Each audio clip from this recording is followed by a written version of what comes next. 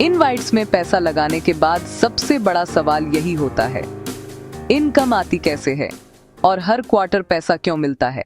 Invitees असल में real assets के मालिक होते हैं, जैसे हाईवेज, पावर ट्रांसमिशन लाइंस या पाइपलाइंस।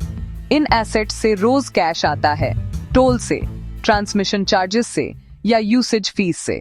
ये कैश पहले एसपीवी में आता है, फिर इनवाइटी ट्रस्ट के पास, और उसके बाद इन्वेस्टर्स को डिस्ट्रीब्यूट किया जाता है। सेबी के नियम के मुताबिक इनवाइट्स को ज्यादातर कैश इन्वेस्टर्स को देना ही होता है।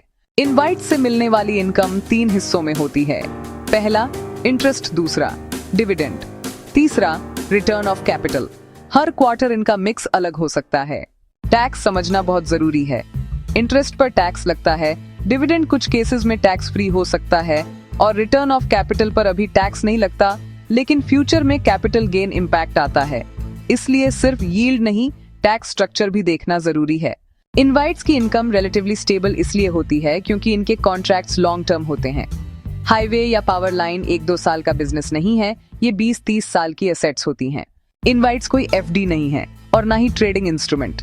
प्राइस ऊपर नीचे हो सकता है, लेकिन फोकस इनकम पर होना चाहिए, ना कि रोज के प्राइस मूवमेंट पर।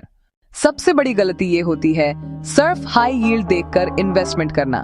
Asset quality, cash flow stability और स्पॉन्सर स्ट्रेंथ देखना ज्यादा जरूरी है। शॉर्ट में समझिए, इनवाइट्स इनकम एसेट से आती है, क्वार्टरली डिस्ट्रीब्यूशन होता है, टैक्स स्ट्रक्चर मिक्स होता है, और लॉन्ग टर्म इनकम फोकस सबसे जरूरी है। अगर आप रेगुलर इनकम और पैसिव कैश फ्लो समझना चाहते हैं तो इस इनवाइट सीरीज को फॉलो करें। वीडियो पसंद आए तो लाइक करें और चैनल को सब्सक्राइब जरूर करें।